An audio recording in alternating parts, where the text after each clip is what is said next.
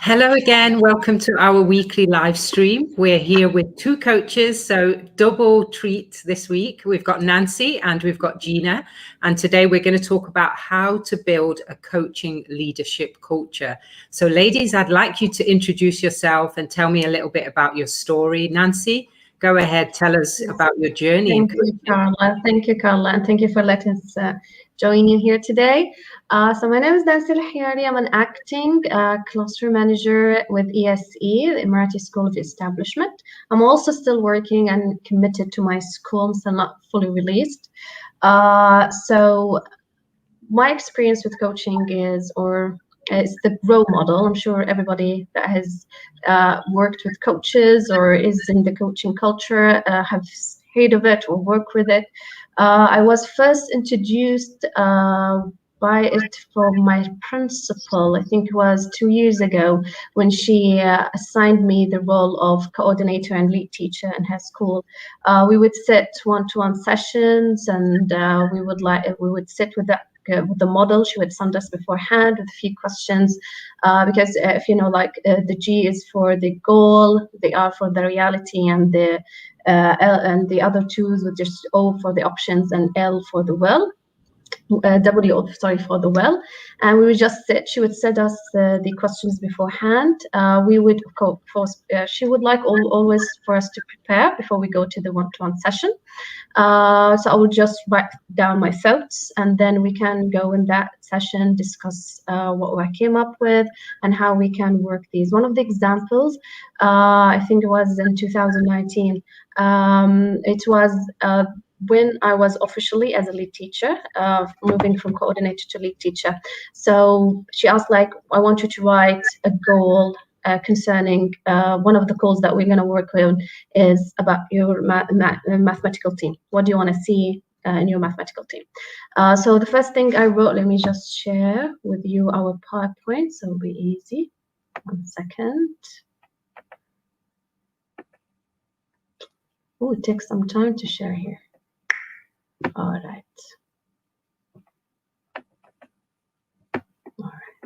So this is the model that she used to send us.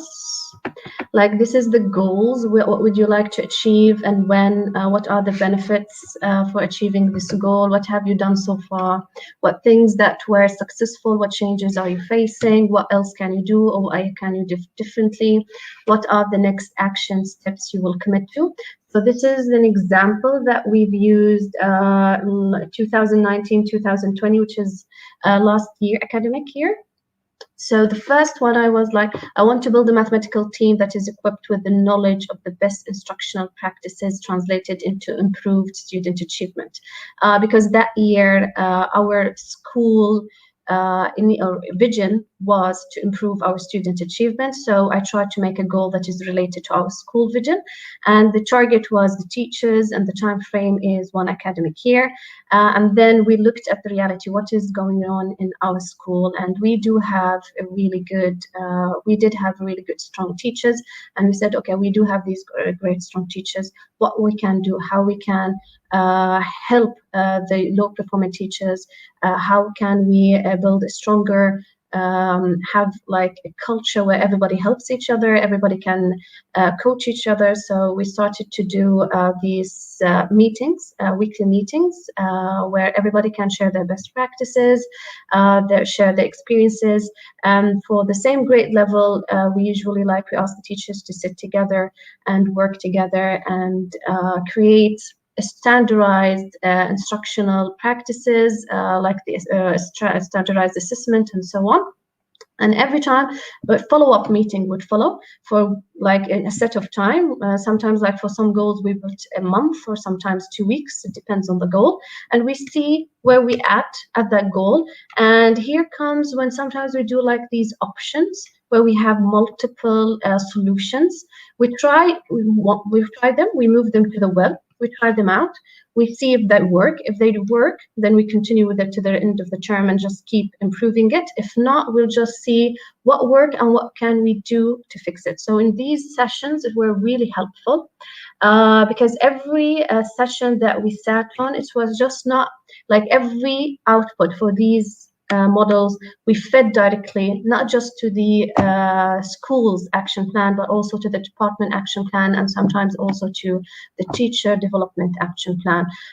So these models help us, I'm sure not just me and the whole senior team, because we usually met in groups after the one-to-one session, to have more clarity on how we want things to work in our school, how to improve the whole educational experience for teachers and our students, and eventually improve their performance. And, you know, because we're trying to build students who just not good just in school, just beyond the school, not just in our school, and not just, you know, to have that love of learning. Not just to come to school and do their exams and do their homeworks and do these practices. No, to have this spirit of love to learning, and you know, that culture would be great to see in students. And this is one of the examples that we use as a grow. The impact that I've seen in this. You know, now I automatically use it. I don't even need these questions, because like now in every meeting or in every one-to-one session, and even like some feedback session, some observations, like this one just goes automatically. Okay, what do I want to do? What we want, what is our goal today, what is the reality, what options do we have, what challenges that can we face in these options or difficulties, and how we can overcome them, and what actually we were going to do in our school or in our department or in other school. So it really helped to change the way I do conversations, the way we conduct meetings. So yeah, that was an experience with one-on-one to coaching with my principal, and it was just really great and left me with a lot of resonated with me along. And I usually sometimes even use it in personal life. When you get stuck on something, just write down. This is what I know now. How does that go down, Nancy? Because there's a sort of an unwritten code in coaching circles that you don't coach people in your personal life, because after a while they start to know they're being coached and they were like, stop coaching me. So how does that work? Tell us how that works. But it's just like it just becomes a routine, like without even you thinking about it. It's just your mind just follows these steps because now it's used to it. I love that. I love that. So you do it secretly in your head. And I guess that ties into part of our title, or what we're trying to explore today, which is about going from the theory into your life practice. Yes, so making it a habit. And that's true with a lot of coaching tools. But I love the fact that you chose the GROW model, because I remember using this actually with my students for quite a long time. Actually, I was working overseas for about 8 years in the Middle East, and I needed a simple format that I could get students to understand how to resolve their own learning problems.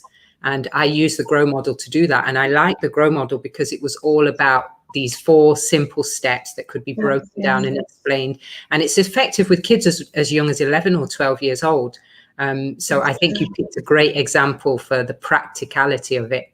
I wonder about the buy-in when you talked about using this with senior management or with managers and things like that. What challenges did you face with them buying into it, if you did face any, and how did you overcome that? Well, some of the challenges were, not everybody accept change, or would, especially because they were a little bit older than me. So it was like this younger person coming in, giving them some ideas. So like what she knows, we have more experience than she does. But I think the way to overcome these is just sit and have conversation and just show them how it worked, especially as you said, like with students, because they always say if it works, if they have real examples, then it shows that it works, instead of just talking about it, just showing practical examples, and going, and always have that window, or let's say space for them to ask questions. Because sometimes if they don't know, sometimes they're shy or they don't feel confident if you feed these questions with judgment. So I always say, like, yes, you can ask whatever. We are all here to learn. This was new to me as well, so we're all here gonna learn and try to do it. And and these, like, to understand that when you sit together, it's just an open conversation. You talk, I'm talking, I'm listening, you're listening, and eventually we will, reach that agreement, and we have that full goals and what we're going to do and our options, and see, because sometimes they may come up with an idea that I do not know about, I've never come across them. So it's like two-way street. I'm learning, they're learning, and after you create that culture, it's really so much easier than, first few times is a little bit, as you said, challenging, but after a few times, when they see this work, when they actually do it, they will see, okay, no, she was right, let's continue with this one. So yeah, I think that open conversation, understanding, and listening, mostly. If you listen, a lot come up, like building strong relationship. That is the way to go. Yeah, absolutely. And coaching teaches you that, doesn't it? There's so many ways that you learn about that, building relationships in coaching. Gina, what is your experience? Jump in and No problem. Thank you, Nancy. First, I'm still trying to figure out why my head is not straight in this camera. So I apologize. You have to just go the other way. Yeah. Okay, it doesn't matter. Okay, so good afternoon, everyone, or evening. Just like to say, I'm Gina Nelson. I've been working as a deputy cluster manager for the Emirates School Establishment, former Ministry of Education, and as such, I've been supporting, along with a team of 5 individuals, supporting the schools in Abu Dhabi and Dubai. So I came across coaching, like many people. Of course, I've seen it in self-help books, but Beatrix Henkel, who is one of the co-founders of RACE, she came up, she actually approached our team and said that she was offering 6 sessions, free sessions, to any school leadership who was open to taking the sessions. So of course, I'm a fervent fan of free. So I said, sure, anything to develop myself as a leader, because I was coming on board as a new leader for the Abu Dhabi team. I moved locations from Al Dhafar region, which is in the western region of Abu Dhabi, and then moving an hour and a half to support the schools in Abu Dhabi and Dubai. So I was coming on board to a new team who I did not know well. Most of the team members I did not know. And I was trying to figure out how to navigate some conversations. And a lot of the conversations were very tough, and making sure I had an open mindset in terms of understanding their strengths and also what had been working well currently in Abu Dhabi. So when Beatrix said she's offering 6 sessions, I said, sure. And I went beyond the 6 sessions because I found that it was so helpful, just in terms of me understanding that in order to lead a team, I need to lead myself. That's the most important thing. It was an inward journey, a lot of tough work.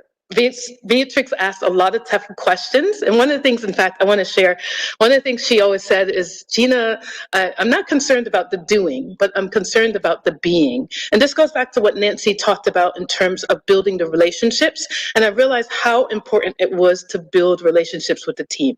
I didn't know them as well. I didn't know any of their core values. I understood my core values, but it was really about understanding their core values and how there was some alignment between my core values and their core values, and really building the team and establishing relationships. So that's where I began as a deputy cluster manager, really honing in on getting to know the team and building those relationships. And I would say it's key. I know I did it as a teacher. I've taught in the United States in some tough situations in the inner city. And I know most teachers are familiar with the quote that comes from, I think it's Madeline Hunter, who's an American former educator, who said, students don't want to know how much you care until you show them how much you care. So I know that as a leader, quote unquote leader on the team, I also needed to show my team that I really cared about them as individuals. Yeah, I want to go back to that point and really emphasize that what you said about the difference between the doing and the being. We saw, I think a few years back, I noticed when I was doing a lot of coaching related things and attending things as a teacher, that there was a lot of talking about coaching, and it sounded wonderful. And that's what I love about you guys, because you really want to go from theory to practice, and you talk about that, but you also show practically how it's done. But then you give those lovely quotes about how, you know, the action and the actual living as a coach is much more important than just talking about it or, you know, doing coaching. And it's very different, isn't it? Yes, for sure, in practice.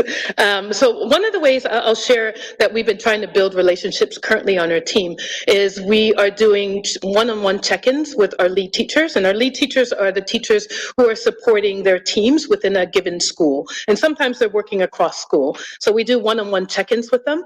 One of the things we've added this trimester and last trimester, which has been extremely helpful, is coffee chat series. So we're looking and attending to the well-being of our teachers, because we know that's important for them to feel valued and appreciated, and in order for them also to support the well-being of students, it's important that we take care of their well-being. So we've been honing in on building relationships as one of our main goals for this year, and so far it's been going well. What were the challenges that you faced? Because it wasn't easy. You're making it sound easy, and that's because you're experienced. But what were the challenges you faced, and what advice could you give to new teachers? Because this is really growing in all over the world. It's growing, it's becoming huge. Lots of teachers want to be coaches, but they face challenges about bringing these new things, which Nancy picked up on. It could be an age thing, it could be an experience thing, it could be crossing over cultural barrier thing. What challenges did you face, and what advice would you give to teachers who want to go into this and are trying it for the first time? We do have some challenges around mindset of what coaching is. So there are some challenges there, but really helping our teachers, I think, see it as a tool that they can help themselves and also help their students. One of the things we've been working on, and I'll share it personally, we've been working on establishing a growth mindset. So this year, we've just spent time last trimester, this trimester, trying to help our teachers understand and raise awareness of what a growth mindset is, and then in order to foster that in our students. So I would say we have some challenges around what really encompasses a growth mindset, and we've actually offered several webinars this year, but we still know we need to do some work there, and that, I would say, is one of our biggest challenges, to be honest. It's around the growth mindset and having an open mindset in order to understand that, you know, where I am today is not, I don't necessarily have to be stuck here, and that if I'm open to new possibilities and new opportunities, that there's room for growth. Yeah, and how did you develop a growth mindset? What experiences helped you to do that? That's been a long journey. Definitely coaching with Beatrix, and I recommend it highly, because as Nancy says, like, I find myself using a lot of the skills and the tips that Beatrix shared with me in my own personal life. So even with my mother, just making sure I'm listening attentively, I'm asking the right questions. One of the things she's taught me is the art of asking questions. So using questions that are going to dig deeper, like open-ended questions where you are really getting this, trying to spark curiosity in the other individual whom you're talking to, and also to get them to think about a new way of thinking. So it's almost like reframing the situation. So even in as I mentioned with my mother, she sometimes is repeating the same thing over and over again. And I said, okay, how can I ask her a question to redirect it? And that's what we've been trying to do as DCMs. Sometimes we'll have individuals that say, okay, I can't do this, X, Y, Z, but it's really about asking those questions that move the conversation forward. Absolutely, the art of questioning. And what about listening? Because there's also the aspect of listening, isn't there? And I'm sure that you both faced challenges with that and had to overcome that as well.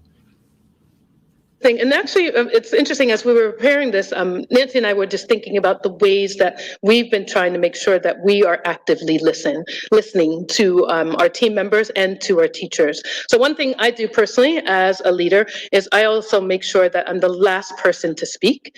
I always make sure I'm building upon something that's already been said. So it's not necessarily to interject with a new idea, but building upon what one of my team members may have mentioned, and then asking those clarifying questions. So how can we do this? Can you tell me a little bit more? I hear you saying this. Can you tell me more? That's probably one of my favorite expressions that I use all the time.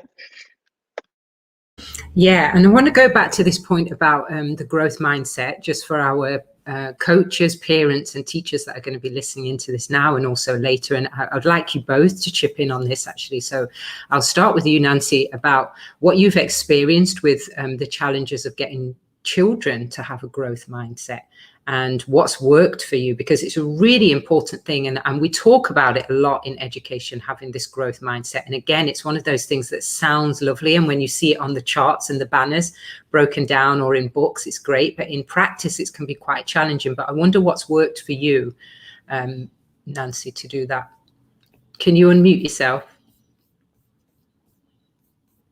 Myself, to be honest. Okay, so how I started is I tried to do like 10 minutes well-being, and sometimes that extended to the whole period, to be honest, 45 minutes. And this class would just like put a platform and ask, I will pop up a question. I think I used to call it my exquisite life. And I'll just like and ask a question. What do you want to like? I don't like to ask questions that's so vague. What do you want to do when you grow up? Sometimes like, you know, your goal, what is the step that you have taken already? And I'll just check the answers. I would ask them like, if you want, you can share your name. If you don't, just make it anonymous and we'll respond to whatever, you know, questions, follow-up questions they have or whatever they responded. And then we'll just talk and chat and discuss the points the student have made. Like if this step to like the goal is this is the step that student make. So we'll discuss the other student. Do you think that this step will be adequate? What do you think they can do more and stuff like that? So that helped actually, like eventually it progressed to the class itself and how into the subject itself. Like do not just focus or have like one way to solve something or one way, because I'm a math teacher, one way to have like a way to solve a problem. Sometimes like you have to use your common sense, you have to use your logic, you have to use your higher order thinking. Okay, and those can be built through the growth mindset. Otherwise, if we just memorize this, when I say evaluate, this is what it means. When I say solve, this is what it means. No, you have to always have that inquisitive mind. And that inquisitive mind only happens if you question. Not the questions just given the students, the questions they have for themselves when they have that situation. So I always like put that on like, okay, so this is the problem. Think with me. What questions should we ask ourselves so we can solve this problem? And another way is, you know, because I was the homeroom teacher as well, so we had like these exercises where we just talk about, you know, their lives and what, as I say, what goals and steps. And sometimes I would recommend the appropriate books for them to read, and they would sometimes we discuss that. And I think the latest book is the book you recommended me, Gina, The Habits. You know, and some of them were really interested in reading it. So we discussed the holidays, and we had a class, I think that's recently, and they were really interesting to know that, okay, so every step, everything or something that I'm doing now could change in the future. Like every minimal change have an effect if you think about it in a year or 2 years. So some of it, like to see that impact in students, that just motivates you to continue working with them. And I always try to convey the idea. It's not just now. Don't think about it now. Like, because, you know, a lot of students come on, okay, I don't want to study science. I don't want to be a scientist. I don't want to be an engineer. I don't want to go study. Okay, but that's not why you're studying. You're studying to grow your skills. You're studying to know how to think, how to analyze. So when you start having these conversations with the students, they start to see, okay, maybe I'm thinking of it in a different way. Maybe it's about the love of learning and the love of growing your mind, because eventually, for me, I think this is why, like, this is maybe because my purpose in life is just always to learn. So if I always, like, I don't know, maybe it's like walk the walk, I usually, Gina and I will say. So I think when you show the student that you are willing to work, to learn always, and you love it, eventually it will project into them. It's like my principal always said, like, if you look at the students, you will see their teacher in them. And that's true. Like, they will become mini yous, because eventually we become small role models. Maybe not everything in life, but the teacher is the role model. So if you are enthusiastic, if you have a growth mindset, if you show the love of learning, eventually that will, the student will pick that up, pick it on, and we'll see it in their life. Like, I do always have like these little messages from the student who left the school. Miss, thank you. You had a really good impact on my life. Now I really I'm reading books. I'm trying to learn this skill. I'm trying to learn that skill. So that's really, really helpful to see. And I love that. Wow. So many amazing things there. You need to drop the mic now, lady, because that was just brilliant. Absolutely brilliant. And you know what? You picked up on something really awesome there for parents and for teachers that I really want to highlight before I let Gina jump in, and then we'll do some comments and questions from the audience. Okay. It's the idea that we don't need to make ourselves tired as parents, teachers, coaches, trying to get other people to learn things. We need to trust them that they have everything that they need to do it. But also, if we are an example of a great learner, of a person with a growth mindset, then that's naturally going to impact the people that we're working with and the people that we are facilitating learning. I actually hate the term teaching. So whenever I get ready to say it, yes, we are facilitators. That's true. I don't like giving the information. It's always you give me the information. I'm just going to ask a question. Brilliant. Absolutely brilliant. I love that. I love that, Gina. Thank you. Nancy, sorry. Gina, what do you think? What's your experience? How do you develop a growth mindset? Yeah, with students. We work obviously directly with teachers who we know have a great impact on students. But one of the things we do as DCMs, and we did a lot more of this when we were in person last year, but we actually interview a lot of the students. So we're asking them about their goals. What are they learning? What are some of the challenges they may be facing? How do they think they can navigate around it? So I mean, sometimes they come up to us because they have concerns about maybe a class and they are trying to excel, actually do additional work in addition to the class. But we also make that an important part of our, I would say, input in terms of giving feedback to the schools, is that we have the student feedback. And in fact, we are going to do some more surveys with the students, but we talk directly to them. And in fact, we just offered a webinar yesterday, 2 days ago, and we focused on students learning. So it was students within our schools in Abu Dhabi and Dubai, articulating their learning journey, working together. Actually, there was a great collaboration, and students actually building upon each other's learning. So that's how we're trying to now create some space within our actual webinars for student voice. And we find it so powerful in terms of having them adopt a growth mindset.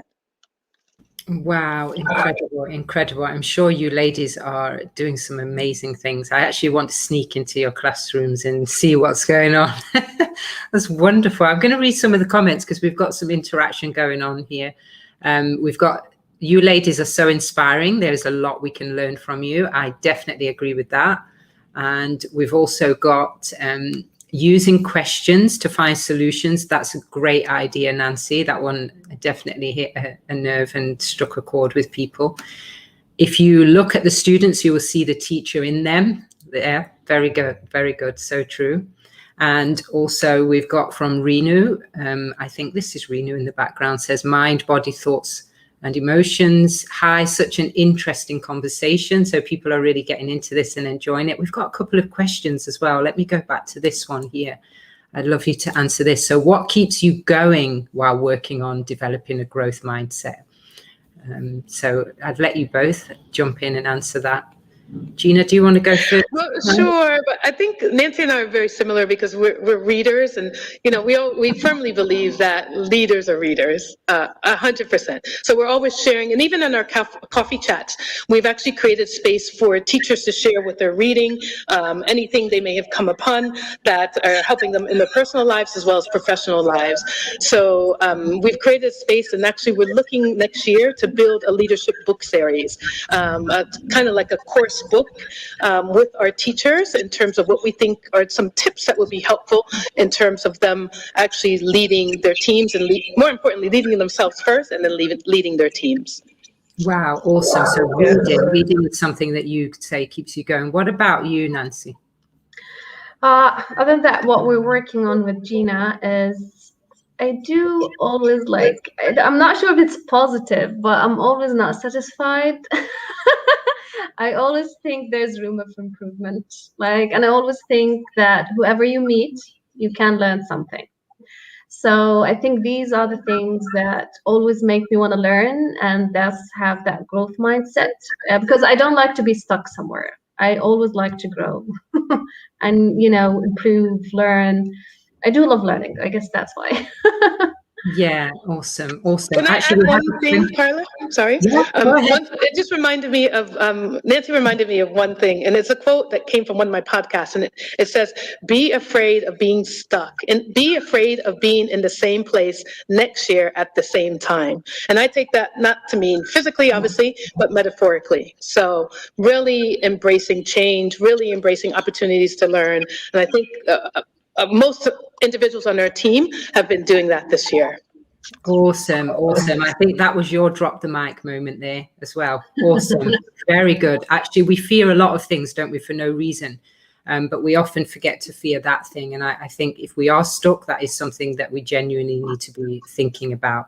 Maybe not fearing, but probably really thinking about it and really reflecting on why we're in that situation. We had a question that came in about the book that you guys mentioned. So I'm just going to put that up on the screen. I think someone was asking, you'd mentioned a book earlier and they wanted to know what the book was. So could you possibly tell us about that? That's Gina's book, Atomic Habits. Okay. All right. Okay. So I'm gonna leave her for you to talk about it. Yeah. Okay. So tell us about that, there are two books. Nancy, I can't remember the author, but it's Change or Die. I have it for 1 second. You don't have Yes, can you pull up, because I can't remember the author. I listened to it by audiobook, and it's about Alan Dutchman, I think, right? Yeah. And it's about how to get people to, not necessarily how to get people to change, but how to facilitate change. And we know that using the tactics of fear definitely doesn't work. So it's about relationship building, and that's probably the key thing from the book.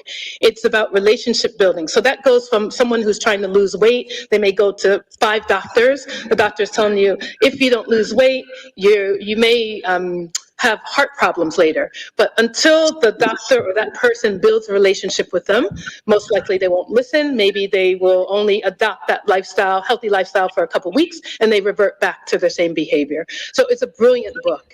I would recommend it to everyone. And then Nancy, if you could mention the other book that we're reading as well, please. 12 Rules of Life by Jordan Peterson. Wow. Well, I love that book because, well, he's my favorite person right now. So I even listen to his videos and podcasts because it's a realistic approach. So yeah, I do recommend that book, but it's a little bit controversial, so it depends on the person who's gonna read it. Yeah, but it's really outlines. And now there's a second book. I've bought it. I'm just still didn't have to buy. I think it's beyond that, or it's another 12 rules. So I'm excited to read that book as well. I'm just gonna share the name that Gina talked about. Can I send it to you here? Yeah, and we can just put them on the screen. So we've had Change or Die by Alan Dutchman. We also spoke about 12 Rules of Life by Jordan. Yeah. And then there's 12 more rules, isn't there? 12 more rules. Beyond Order. That's on my wish list. Yeah. I bought the book. I'm just still waiting to have some time. I'm hoping maybe in the summer break. Yeah. Wow. Awesome. Well, ladies, we are reaching the end of today. I told you it goes so fast. Once you get into the fun, it goes so fast. But I'd like you to have a chance to share any last words of wisdom that you would like to share with parents, teachers, and coaches, or anybody who wants to build a coaching leadership culture in any context. Gina? Sure. My suggestion is going to say just go for it. Don't be. I don't want to say don't fear. I think all the benefits. All the things that I've learned in the last year have been so beneficial, not only for my professional life, but as I mentioned, for my personal life. And it's impacted, people have noticed the change. Not to say that I wasn't kind and compassionate prior to this coaching journey, but it's helped me in so many ways to be a lot more empathetic in my conversations with individuals, to be, like I said, using those skills of listening attentively, making sure I'm asking the right questions, and just being really curious and open-minded about the individuals who's in and what they have to share. Yeah, awesome. Thank you for that. And Nancy, final words of wisdom? Yes, for me is always give chances and try to understand the other person, put yourself in their shoes, because you never know what's behind closed doors. So sometimes you need just to ask, is everything okay? And then you can continue the conversation. Because sometimes you'll find that maybe there, especially when you have a small conflict or a resistance, sometimes because there's something going on in their personal lives, or something that is, for that day happened that they feel bad about and they're projecting it. So sometimes you just sit, understand, try to put yourself in their shoes. And the most important thing, change is not easy. So if you understand that part, I think just give people time, because not everybody can change on the same pace or on the same level. Because sometimes I think what we do, we think because I did it, then everybody can do it. That's not the case. Everybody have their own pace, have their own, challenges, and it's different. So I guess understand and give time. It's like the student, give them time to answer questions. Same with adults, give them time to accept your ideas and accept that change. Yeah, awesome. All right, so we're going to wrap up with some comments that we've got, just saying thank you for the session, because you ladies are awesome. You share so many things, so many books that we can go away and read, so many things that we can work on to improve ourselves. Jacob says thank you for the wonderful talk. And we've also got here, probably from Beatrix, lurking in the background. Thank you for sharing your wisdom and real life experiences. We appreciate having you, Gina and Nancy. Gratitude and love from the bottom of our hearts. And we had from Renu, you are so inspiring. And thanks, Carla, for being an amazing facilitator. As always, you are loved. So thank you very much, ladies. People can find out more about you through the race community. So if you want to find out about Gina or about Nancy and more about their work, or share ideas or collaborate with them and have more conversations, you can follow them through the race community. You can follow us on Instagram at Coaching for Education, also on the Facebook group and on YouTube. And reach out if you've got any questions for the ladies. Reach out and we will try and put you in touch and connect you to the group. Thank you very much, Gina and Nancy. Thank you. Thank you. Yeah. Thank you, Carla. Thank you, Nancy. We appreciate being on today. Yes, thank you for having us. Yes. Okay. Okay.